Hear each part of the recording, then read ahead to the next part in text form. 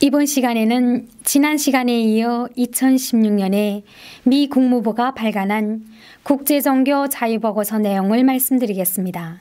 탈북자들은 북한의 종교인들이 종교 활동을 했다는 이유로 신고당하는 것을 두려워하기 때문에 이웃이나 직장 동료, 주변 사람들에게 자신이 종교 활동을 하고 있다는 사실을 숨기고 있다고 증언하고 있습니다. 유엔 북한 인권조사 보고서는 북한 정부가 기독교 신앙을 해로운 것이라고 홍보하기 때문에 일반 주민들이 기독교에 대해 부정적인 견해를 갖게 됐다고 결론을 내렸습니다. 2015년 한국에 위치한 통일연구원은 북한 내에서 기독교 종교 활동이 은밀하게 이루어지고 있다는 믿을 만한 증언이 있었다고 밝혔습니다. 하지만 북한 내에 정말로 지하교회가 존재하는지 또 지하에서 종교 활동을 얼마나 하고 있는지에 대해서는 사실을 확인하기가 어렵습니다. 일부 시민단체와 전문가들은 많게는 수십만 명에 달하는 북한 내 기독교 신자들이 지하에서 종교 활동에 참여하고 있다고 추정하고 있습니다. 하지만 또 다른 단체들은 지하교회가 이처럼 많이 존재하는가에 대해서 의문을 갖고 있으며 결국 지하에서 활동하는 신도들을 숫자로 파악하기는 불가능하다는 결론을 내렸습니다.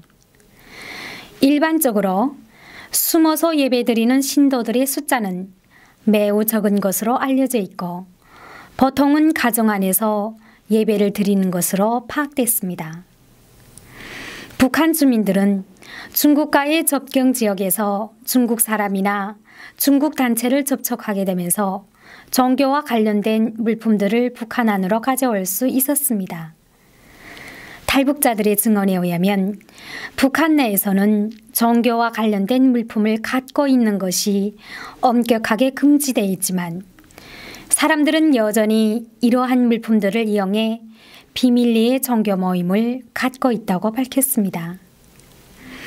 일부 시민단체들은 북한 내 지하 교회들이 잘 구축된 조직망을 통해 서로 연결돼 있다고 주장했습니다.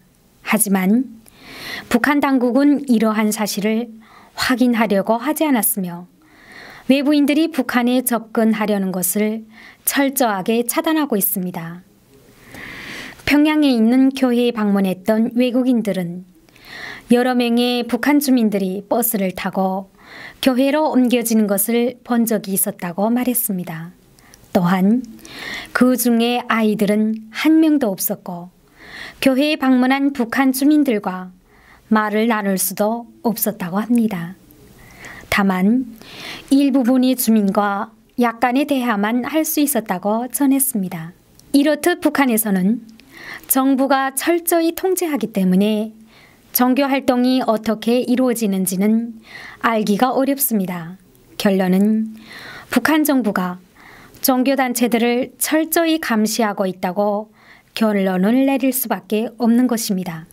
한국에 위치한 통일연구원에 따르면 탈북자들은 평양을 제외한 지방에서 북한 정부가 인정한 공식적인 종교단체를 본 적이 없었다고 합니다.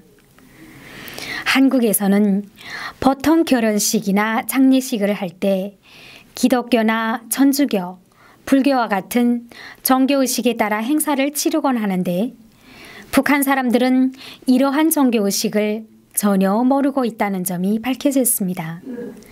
지금까지 자유북한 방송의 이호주였습니다. 감사합니다.